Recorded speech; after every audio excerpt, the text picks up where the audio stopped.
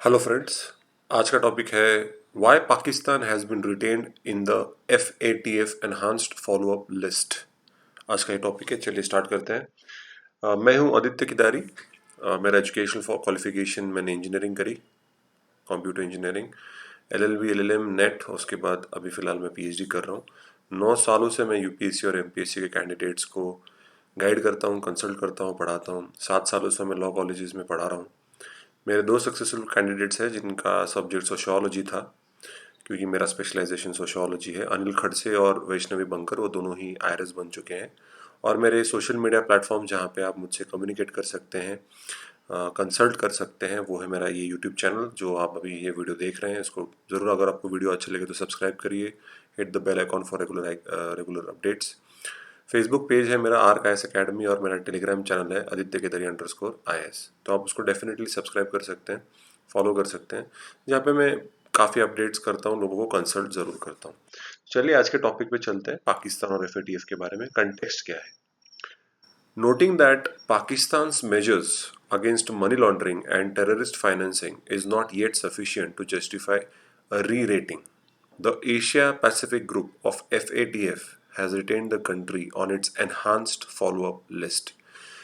तो पाकिस्तान ने जो भी मनी लॉन्ड्रिंग और जो टेररिस्ट फाइनेंसिंग के लिए जो भी अब तक किया है उनके देश के अंदर, वो सेटिस्फैक्ट्री नहीं है, वो सफिशिएंट नहीं है।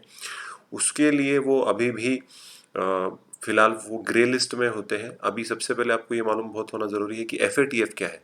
It is financial action task force, FATF, जो कि एक इंटर गवर्नमेंटल ऑर्गेनाइजेशन है जो सिर्फ और सिर्फ मनी लॉन्ड्रिंग और टेररिस्ट फाइनेंसिंग की तरफ कंट्रोल करता है, प्रिवेंट करता है, कॉम्बैट करता है।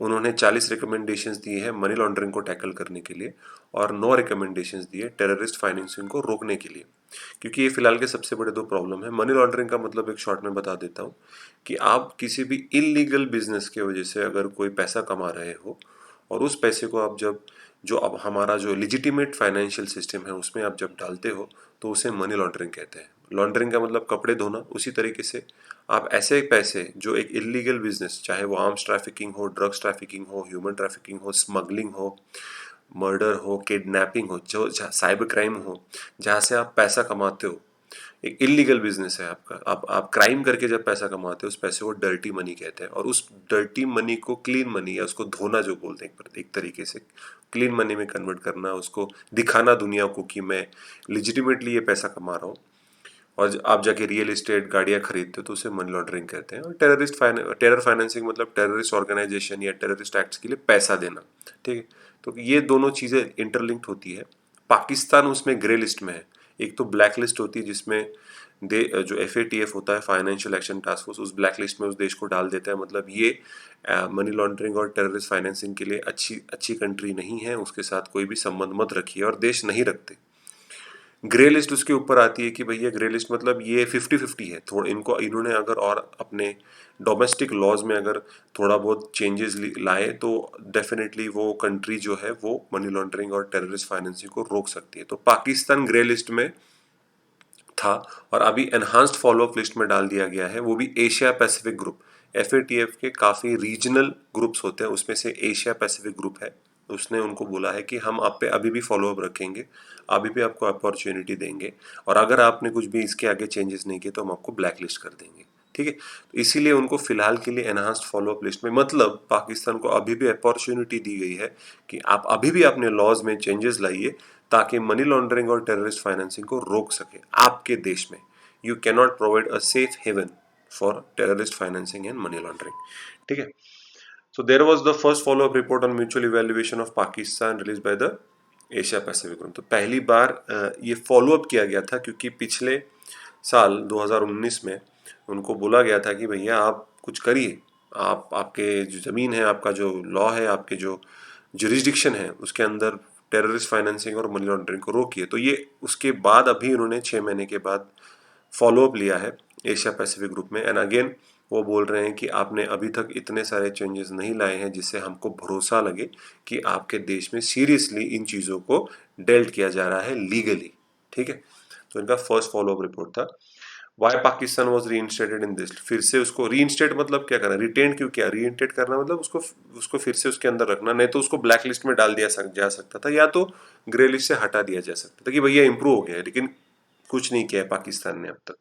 सो Pakistan progress on the 40 FATF recommendation, जो मैंने आपको बताया कि फाइनेंशियल एक्शन टास्क फोर्स ने 40 रिकमेंडेशन दिए हैं मनी लॉन्ड्रिंग को कंट्रोल करने के लिए, और 9 अलग से रिकमेंडेशन दिए, स्पेशल रिकमेंडेशन, जो टेररिस्ट फाइनेंसिंग को फाइट करने के लिए। उनका ऐसा मानना है कि कुछ ज़्यादा उसमें चेंजेस हुए नहीं है, उल्टा चेंजेस तो छोड़िए, वो नॉन कंप्लायंट है on 4 counts, partially compliant on 25 counts and largely compliant on 9 recommendations.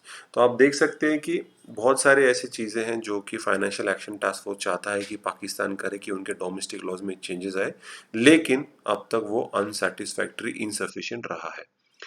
ये म्यूचुअल इवैल्यूएशन रिपोर्ट क्या होता है कि एक तरीके से आपको इवैल्यूएट किया जाता है आपका डोमेस्टिक लॉ, कि आप मनी लॉन्ड्रिंग और टेररिस्ट फाइनेंसिंग को फॉलो अप कर रहे हो कि नहीं कर रहे, आपके डोमेस्टिक लॉज में इंक्लूडेड है कि नहीं है, वो होता है बेसिकली। लेकिन थोड़ा टेक्निकल जाके समझते हैं। एपीजी मतलब Asia Pacific group mutual evaluation is a peer review system to determine whether countries meet the compliance standards for money laundering and terrorist financing।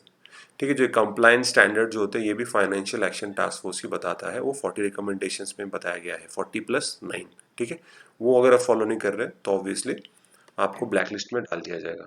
After country submits a mutual evaluation report, APG members can decide to place a member either through regular और enhanced follow up. Regular follow up मतलब क्या है भाई, ठीक है हम regularly इसको follow up कर रहे हैं, इनमें थोड़ी बहुत इंप्रूवमेंट हो रही है, थोड़े बहुत इनमें चेंजेस दिख रहे हैं। एनहांस्ड मतलब भैया कुछ हो नहीं रहा है पाकिस्तान में, अब इट्स हाई टाइम कि पाकिस्तान ने कुछ किया जाए, अगर पाकिस्तान ने नहीं चेंजेस किए तो उसको हम ब्लैक लिस्ट में डाल देंगे। तो एक तरीके से एक वार्निंग है, चेतावनी है पाकिस्तान के लिए। और रेगुलर फॉलोअप जो होता है मींस जस्ट बायनुअल रिपोर्ट्स होते हैं, बायनुअली उनको देना पड़ता है, लेकिन जब आप एनहांस फॉलोअप करना पड़ता है तो एक ही साल में 4 रिपोर्ट्स पाकिस्तान को देने पड़ेंगे, मतलब हर क्वार्टरली उनको देना पड़ेगा। नहीं तो रेगुलर फॉलोअप होता है हर 6 महीने में आप कर सकते हो, लेकिन जो एनहांस्ड होता है वो हर 3 महीने में आपको एक रिपोर्ट देनी पड़ती है। मतलब आप देख सकते हो कि कितना प्रेशर है पाकिस्तान पर, इमरान खान पे। बैकग्राउंड देख सकते हो कि FATF मतलब बोले तो financial action task force had placed Pakistan on its grey list in June 2018। देखिए जून 2018 से चलते आ रहा है, एंड इस्लामाबाद जो पाकिस्तान का कैपिटल है उसको बोला गया कि implement a plan of action to curb money laundering and terror financing by the end of 2019। लेकिन जैसे मैंने बोला कि 2019 के एंड में थोड़ा थोड़ा ये कोरोना का पैंडमिक कोविड-19 स्प्रेड होने लगा, बहुत सारे देशों में लॉकडाउन हो गया, तो इसको एक्सटेंड किया गया। इस जो ड्यूरेशन दिया गया था जून 2018 टू अप टू दिसंबर 2019, उन्होंने बोला हम अभी भी आपको टाइम एक्सटेंशन देते हैं क्योंकि कोरोना आ चुका है, बहुत सारे देश शटडाउन हो चुके हैं, लॉकडाउन हो चुके हैं, इकोनॉमिक इम्पैक्ट हुआ है, तो आप अपना टाइम लीजिए, लेकिन इसमें इम्प्लीमेंट लाना जरूरी है। थोड़ा बहुत Asia Pacific group on money laundering जो कि फाइनेंशियल एक्शन टास्क फोर्स का एक छोटा सा बॉडी है, उसके बारे में बात करते हैं। ठीक है, it is a FATF style regional intergovernmental international body, the members of which are committed to implement the international standards against money laundering, financing of terrorism and financing the proliferation of weapons of mass destruction। तो ये financing the proliferation of weapons of mass destruction additionally इन्होंने भी follow up करते हैं। APG that is Asia Pacific Group was founded in 1997 in Bangkok, Thailand में form किया गया, and it is currently consisting of 41 members jurisdiction in the Asia Pacific region, जिसमें India भी आता है, और number of observer jurisdiction and international regional observer organisations भी इसके साथ, जैसे कि सार्क हो जाए, जो कि एशियन कंट्रीज के जो भी छोटे मोटे बिम्स्टेक हो जाए, जो कि इंटरनेशनल ऑर्गेनाइजेशन है, वो उसके ऑब्जर्वर स्टेटस पे इंक्लूडेड है। jurisdictions that join the APG, जो भी कोई देश है जो APG को ज्वाइन करता है, either a member or a observer commits to the recommendation of the financial action task force, क्योंकि Asia Pacific group on money laundering ये सब पार्ट है फाइनेंशियल एक्शन टास्क फोर्स का। ठीक है, दिट इज अबाउट APG। और Pakistan, India, Afghanistan, ये सारे देश जो है, बांग्लादेश, श्रीलंका, ये Asia Pacific group on money laundering के अंदर इंक्लूड होते हैं। सो ये आप देख सकते हैं FATF स्टाइल रीजनल बॉडीज आप देख सकते हैं, east Asia group, Asia Pacific group जिस बारे में हम बात कर रहे हैं, eastern and southern African anti money laundering group, और ये एक अफ्रीकन ग्रुप है जियबा करके, तो ये बेसिकली ऐसा ही है, थोड़ा प्रोनाउंसिएशन अलग है। South American FATF, Caribbean FATF।